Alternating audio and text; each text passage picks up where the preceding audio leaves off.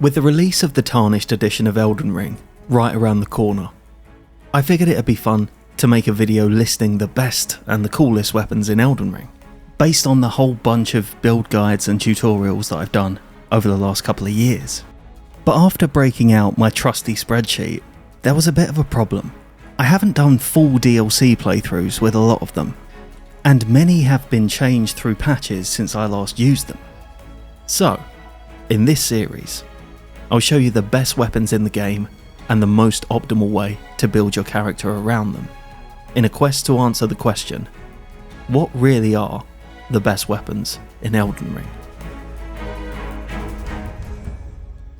And we're starting out with the one that got the number 2 spot on my original list, the Wing of Astal. And I have to say, based on how this performed in the DLC, and how I know other weapons do perform, I don't think this is going to be in that number 2 spot on the final list. We'll do the first bit of weapon ranking at the end of this video. The Int Build Posture Monster is a mid-game weapon casually, so let's start by grabbing it as early as possible without having to fight a single enemy.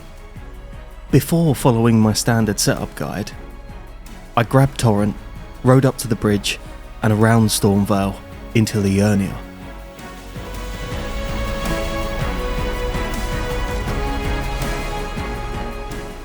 Then right up to the top of that area to head into Caria Manor. When you get to Loretta's arena, activate the fight by stepping into the centre circle so the health bar appears, then run up past the statue and quit out of the game in this corner. Doing this breaks Loretta's AI, so you can wail on her for an easy 10k and access to Rani.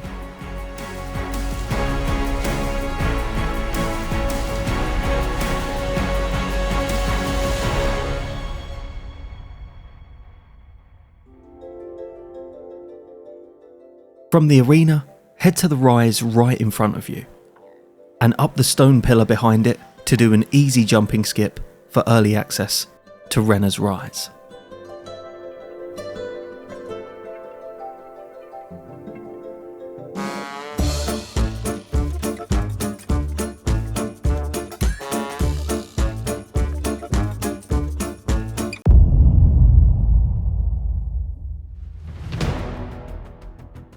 Walk back to Carle at the Church of Ella to buy the telescope. From the ruins, line up your compass with the centre of the tree and jump, spamming the telescope as you land to use it immediately to stop you from falling. From here you'll see 2 little archways above the tree. Line up your compass in the middle of the left pillar on the right side. Then do a quick double jump towards it, and the hardest part of this skip is the final bit, where you have to jump away from the building, then immediately into a second jump towards it. Grab some fashion from inside, then up the teleporter on top to get to Ainsel River. Then follow this route to stay safe from the baby Astal.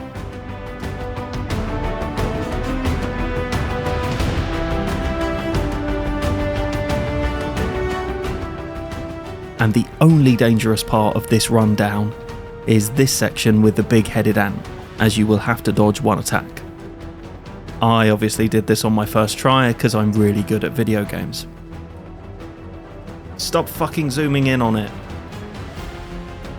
Past this ant, you'll see the T-posing enemy, and it's a short run up to the chest for the Wing of Astal.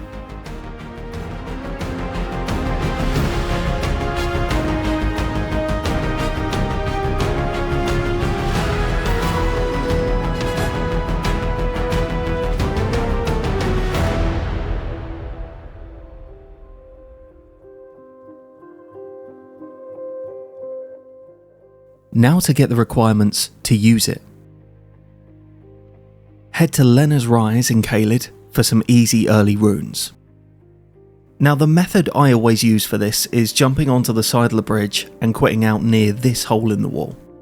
But this method requires pretty quick quit outs if the boss doesn't play ball. So the alternative and far easier method is grabbing a bow and using it to throw kukris on the floor to bait the cavalry into yeeting himself off. I didn't do it on this run, but as you probably know, you can also cheese the dragon at Fort Fareth with the Morning Star and the Bleed Grease for some extra levels.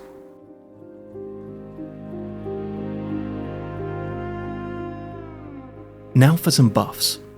First head to Northwest Liurnia to the Tree Avatar for the Magic Shrouding tier.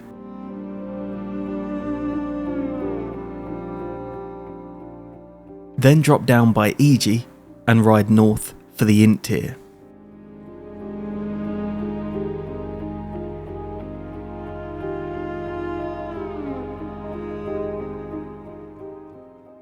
As the charged R2s are really good on this weapon, we also want to ride south from the Third Church of Marika for the Spike Crack tier, then southwest from there for the Axe Talisman.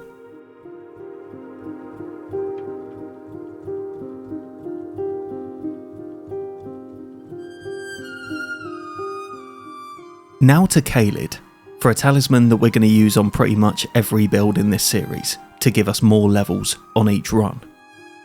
Head into the abandoned cave in Kaled, stick Bloodhound's Step on your starting weapon and spam it for fast travel through the rot. For the boss, the strat is simple. Run behind them, one backstab, then spam Nebula for an easy fight.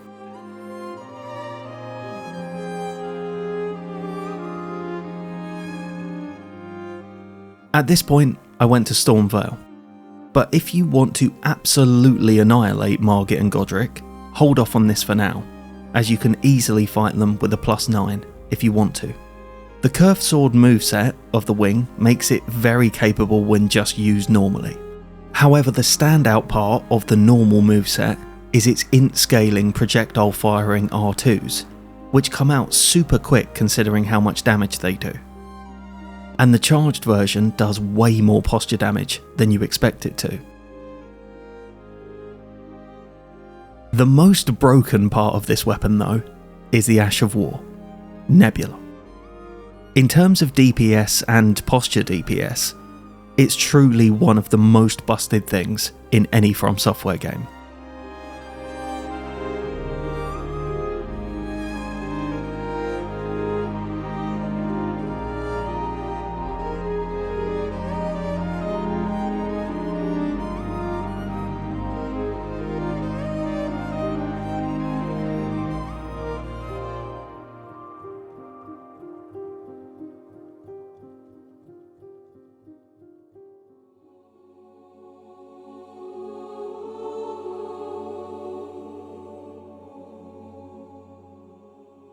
The reason I killed Margit and Godric early is to progress a questline for a talisman.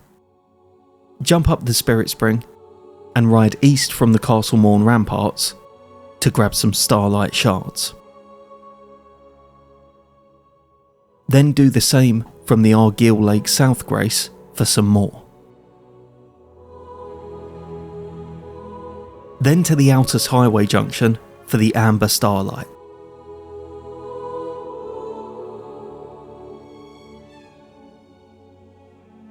Head back to Rani to speak to her and start her questline.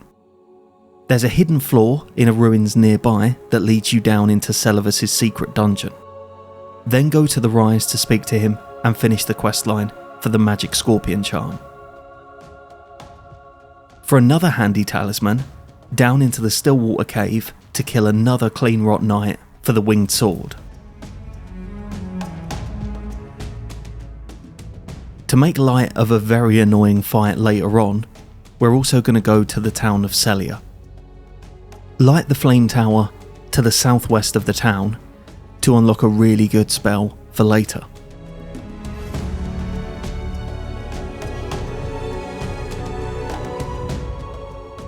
Then to the War Master's shack to kill Banal before we head to Volcano Manor. Doing this, then speaking to Tanith, will allow you to buy Assassin's Gambit from the Round Table Hold, an Ash of War that's particularly useful in the DLC. When you get to Noble, craft at least 2 sleep pots, walk into the room and get yourself lined up between the 2 big pillars. Line your head up with the statue, then aim your camera as far up as possible. throw a sleep pot and immediately sprint forward for a guaranteed sleep on Noble before he has a chance to do anything. 2 to 3 nebulas for a stagger, depending on positioning. Then take a riposte. Back off and throw a sleep pot as he recovers, then repeat for an easy fight. We have a couple of extra levels and the magic scorpion charm, but you could definitely do this before Margit and Godric if you wanted to.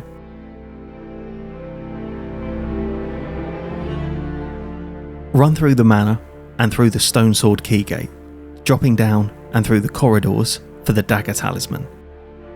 Then use Assassin's Gambit to safely grab the Somber 7 on the ledge.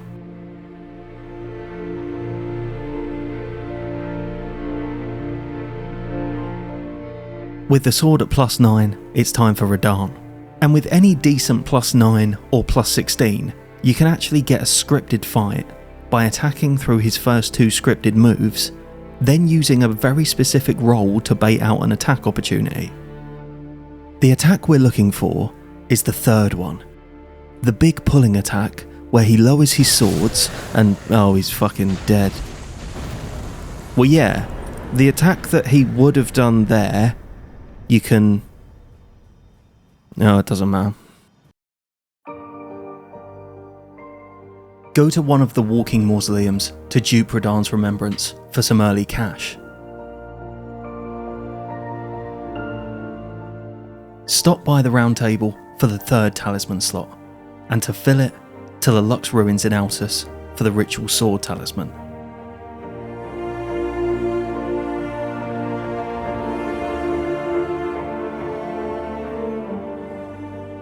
Now time for the Draconic Sentinel.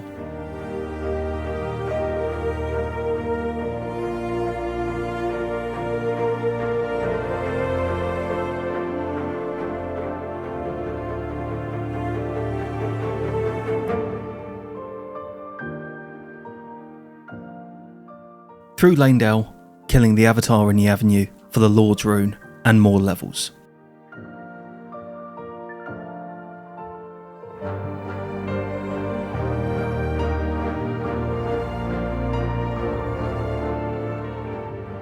Now the Ritual Shield Talisman can be found up by the Colosseum, and it's probably the best talisman in the game defense-wise, so it's an absolute must for anyone relatively new. As the more interesting part of this weapon, the R2s and weapon art, scale on int, we're obviously running a pure int build on this run, losing out on the more dex scaling standard attacks. But even so, going for R1s with the wing will still give you pretty big numbers.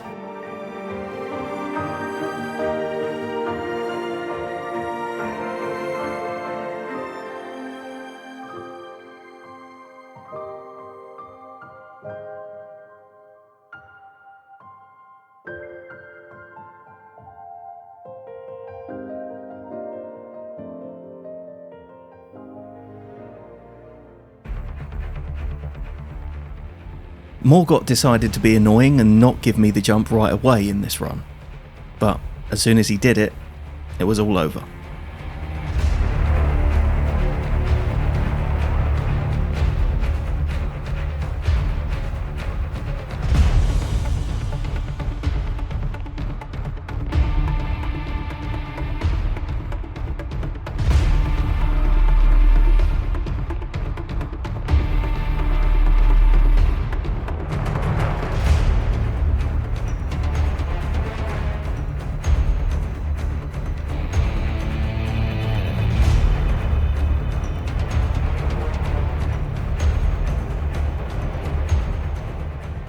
Before Fire Giant, I went back to Caelid to grab the Stone Barbed Tear from the Northeast Tree Avatar.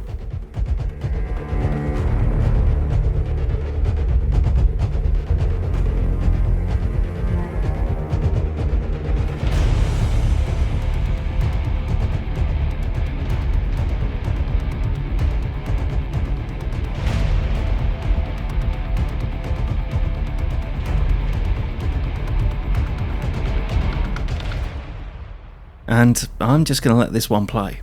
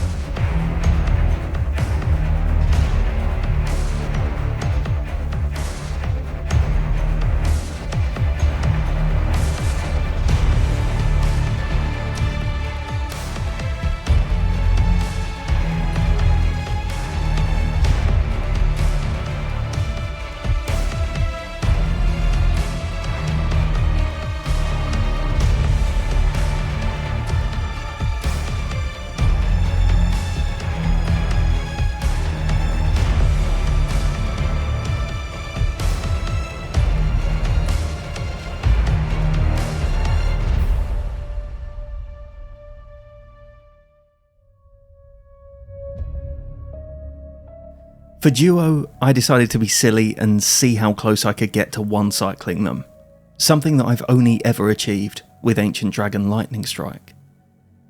To do this, I used the strat you'll be familiar with if you watch any no-hit runs. Entering the arena from the front rather than the side, using Assassin's Gambit, then throwing 2 sleep pots straight up in the air at this skull on the floor before running forward. The first will lure them into the centre and the second ensuring sweet dreams. This is a really consistent way of getting them both asleep close together.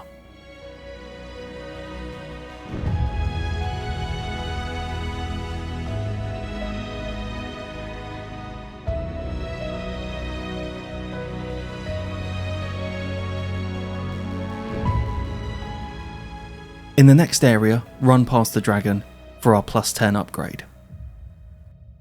Now we're not fighting Malekith yet. The reason we're in Farum is for our last important main game talisman. So head back to Radahn's arena to speak to Alexander, then speak to him again in Mount Gelmir. Head up to the rooftops of Farum, do a little sparring with him, then ask if he wants to come fight Everdark Augur with you when they bring it back in a couple of weeks.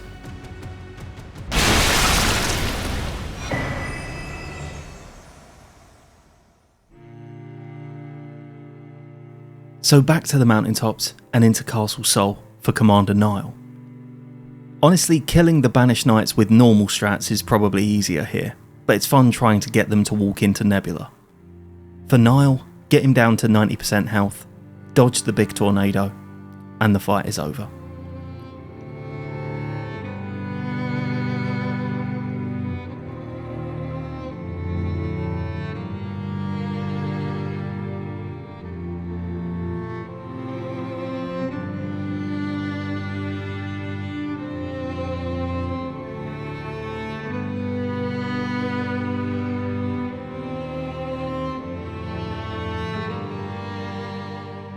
We're now heading to the DLC, and to get an idea of what a scripted kill on Mohg would look like with this weapon, I went back to Lanedale down into the Shunning Grounds to grab Mohg's Shackle.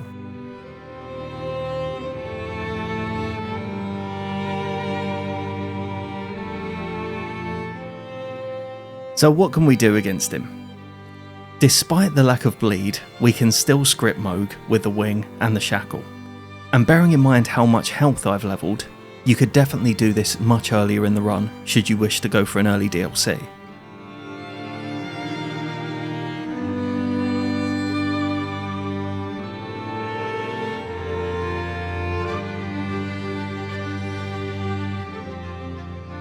Into the Shadowlands then, and while doing my usual DLC setup, you can go to the Scorch Ruins for the Blade of Mercy, and the Templetown Ruins for the Two-Handed Sword Talisman.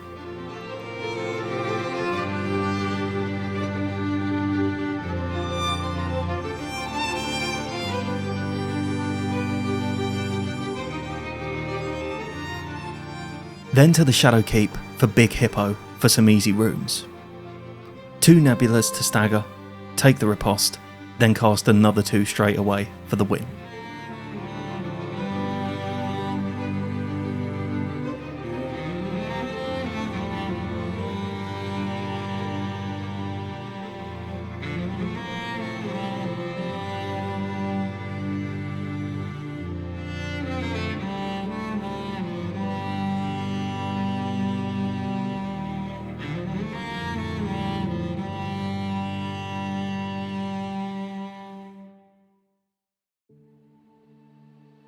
The 3 levels of faith here is to add another buff onto this build in the form of Flame Grant Me Strength. You can use the Faith Heirloom to use this if you're out of Rune Arcs, which by the way is how I've been spending all of my spare currency throughout the run. Work your way through the Shadow Keep, grabbing the Shadow Fragment and the note for Arnsbark on the way.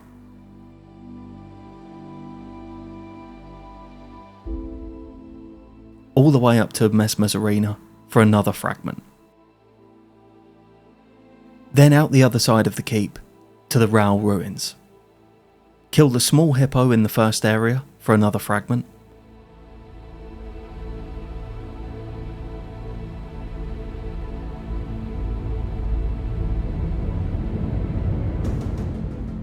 then ride through the area to Romina for the other 3.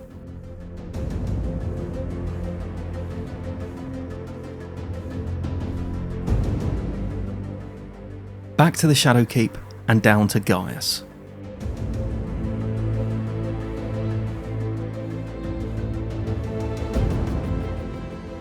And Gaius was one of the bosses I thought might be a little bit of a problem with this sword, because of his movement. But actually, he moves so much that he ends up running right around you, straight into the other side of your nebula casts, quite a lot, resulting in a pretty smooth fight.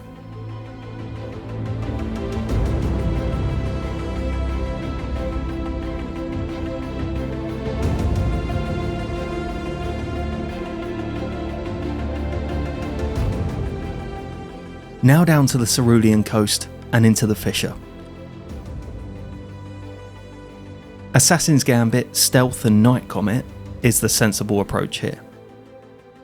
Or you can just Leroy it like I did.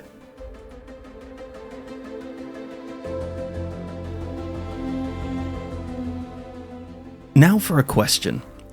What's the greediest you've ever been with a DLC boss and actually got away with it?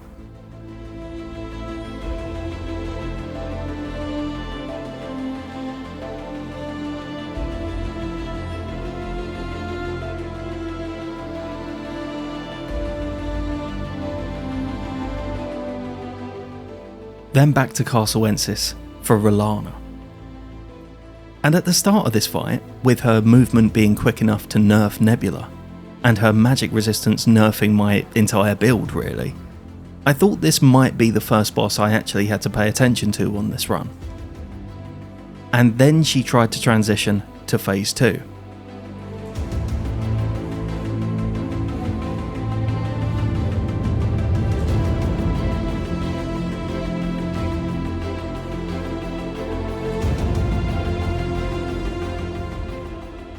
Back to the Shadowkeep and down the elevator from the Specimen Storehouse into the secret area and towards Midra.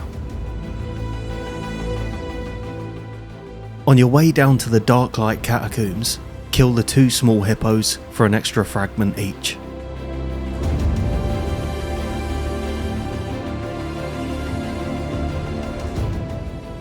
And now for the Catacombs. This place is a nightmare to navigate if you're not familiar with it. But there's 2 little skips that take almost all the pain away. When you get to the first room and see these railings, jump over and onto the ledge to drop down for a secret talisman and a shortcut to the next level down. Then when you get to this room, run along the railings and jump on top of the ladder, down it and through a doorway to skip another whole level.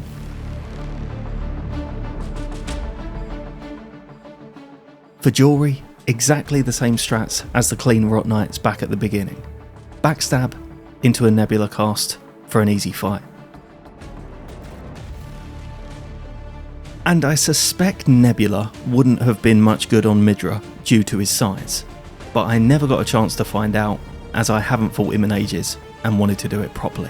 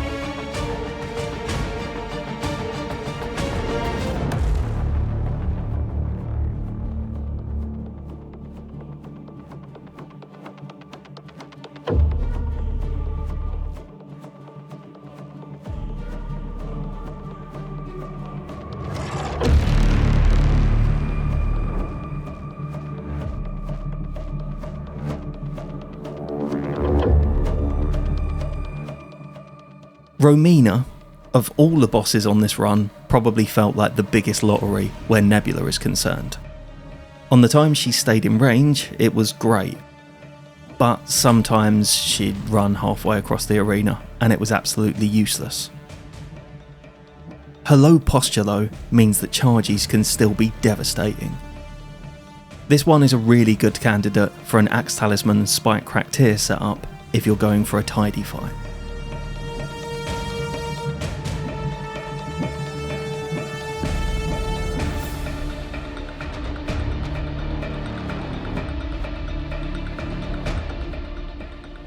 And out of every boss in the game, Mesmer was the one where I thought Nebula would be completely useless.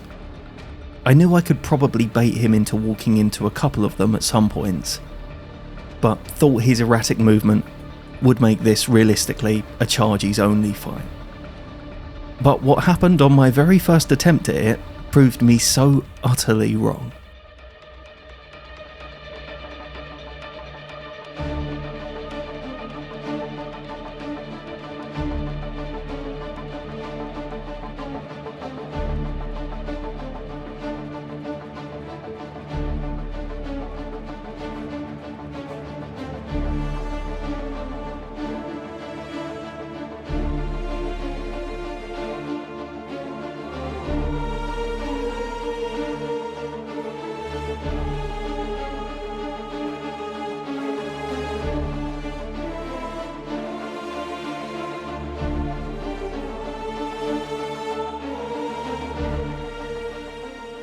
Oh, for fuck's sake, I forgot to kill Hornson.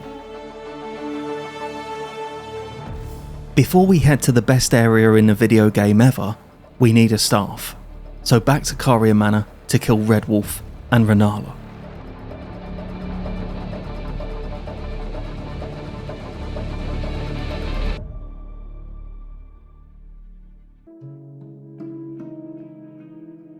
And nothing proves how resistant Renala is to magic than her taking longer to kill than most of the DLC bosses with the Wing of Astal. Enir Ilum is so much fun that it makes me want to sell my computer out of happiness, so here's how to get through the worst section.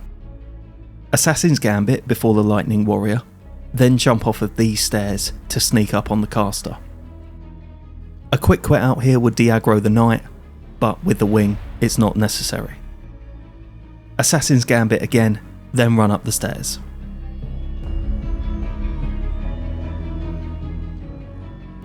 Before my favourite fight, I made sure that Thiolier's and Arnspark's questlines were all tied up, then headed in.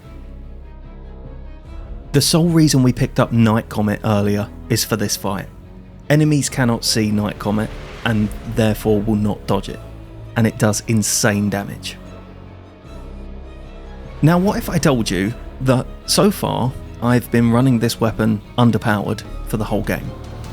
That's because by progressing Warani's questline to the point that she disappears from the Rise, which we could have done right at the start, Roger will die and leave us with the Spellblade set, boosting Nebula by 8%. There isn't much to say about Consort really. Stick to the usual method of rolling left and attacking in the pre-approved openings. Nebula is fine to cast in all of them. You'll likely get a stagger in phase 1, but it's less certain in phase 2.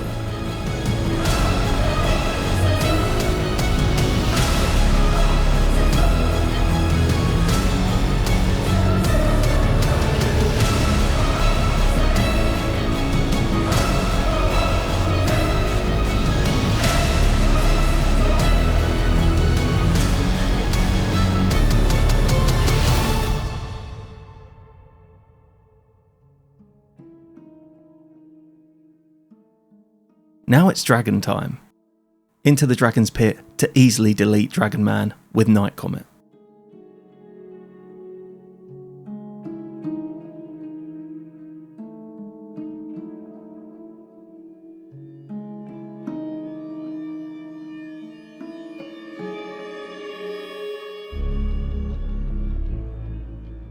Then for Bale. For this one, I ignored Nebula for most of the fight, focusing on charges and tap R2s to keep the pressure on. The one nice spot for a Nebula cast is doing the unlocked roll to the left leg during this attack. When you get a stagger, you can delete the majority of his health bar with Nebula to wrap things up in the Shadowlands.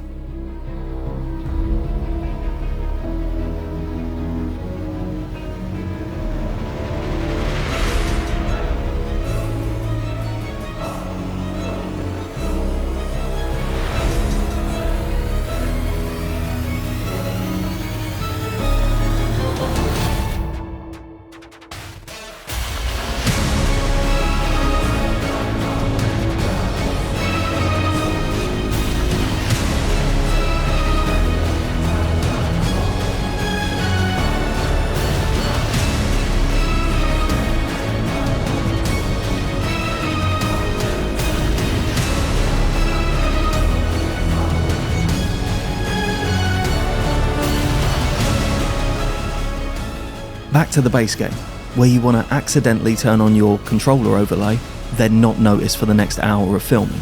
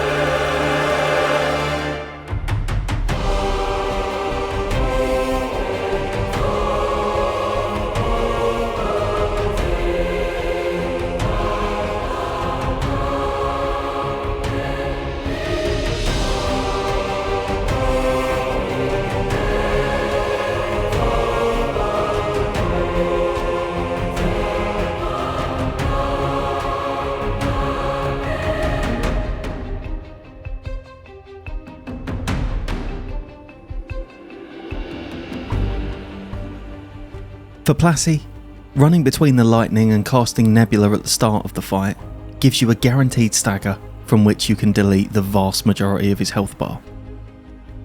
Wait for the big lightning attack, then sprint to the edge of the arena for a fight that's only really beaten by Ancient Dragon Lightning Strike in terms of ease.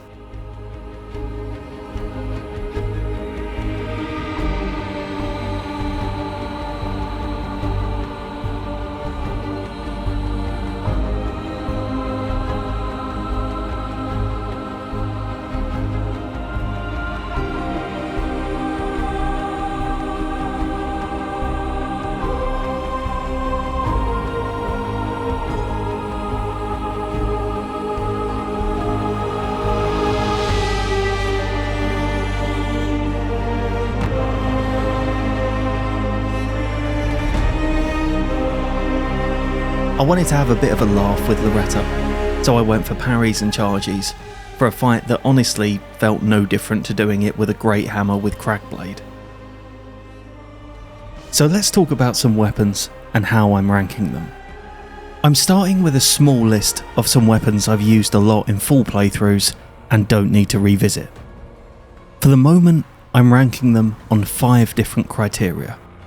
Damage output refers to the size of the chunk you'll remove from a boss's health bar by using the weapon's best attack. This is somewhat relative to the weapon's size, so daggers and quicker weapons don't get unfairly low scores. The Giant Crusher will be a 10 and the Torch will be a 1. DPS, or damage per second, ranks the weapon on how much damage you can output by spamming the best attack through longer openings. Bully ability, my favourite category, is a measure of how much the weapon enables you to control a fight, either through posture breaks or hit stuns. Weapons with high posture damage won't necessarily always top this category, as some smaller weapons can enable you to be more aggressive. You can see this by the fist weapons being a colossal one here. Getting a 10 in the ease of use category means that you could give a weapon to someone who's never played a Souls game before, tell them what button to press, and they do a fairly good job at all the fights. Weapons with range troubles in certain fights like fist weapons, or weapons that can lock you into animations, will lose out on points here. And finally, adaptability. No, don't worry, not that one. Is a score of a weapon's versatility. Bloodhound's Fang's perfect score here is because there is not a single fight in the game where you'd be worried about having an optimised Bloodhound's Fang build. The blunt damage and low range of the iron balls makes them lose points here, while the bleed of the Starfist gains a point back. I've thought a lot about having some sort of fun rating for this list, as Dry Leaf Art sitting so low here when it was one of my favourite runs feels wrong. However, in a fun ranking, I'd give Dragonmaw a 10 because you do one attack for the whole game and it's brilliant, and Bleed Curve Swords a 0 because you do one attack for the whole game and it's soul destroying. So I think fun is pretty subjective. So where does the Wing of Astal fit into this list then? Well, predictably, right at the top. While Nebula doesn't put out the biggest numbers on its own, the speed in which you can cast it makes the weapon's DPS absolutely insane. The way it performs on fights like Draconic Tree Sentinels, Fire Giant and Elden Beast certainly justify a 10 out of 10 score for bully ability in my opinion. For ease of use, I don't think it gets any better than this. Walk up to boss, spam L2 and win works in so many fights. It misses out on a perfect adaptability score purely because of humanoid fights where Nebula isn't quite as effective. The R2 projectiles are still pretty devastating though. So that's it. A short list to add to in the search for the best weapon in Elden Ring. Hope you've enjoyed this run, and if you try this build, please let me know how you get on in the comments. As always, thanks for watching. See you soon.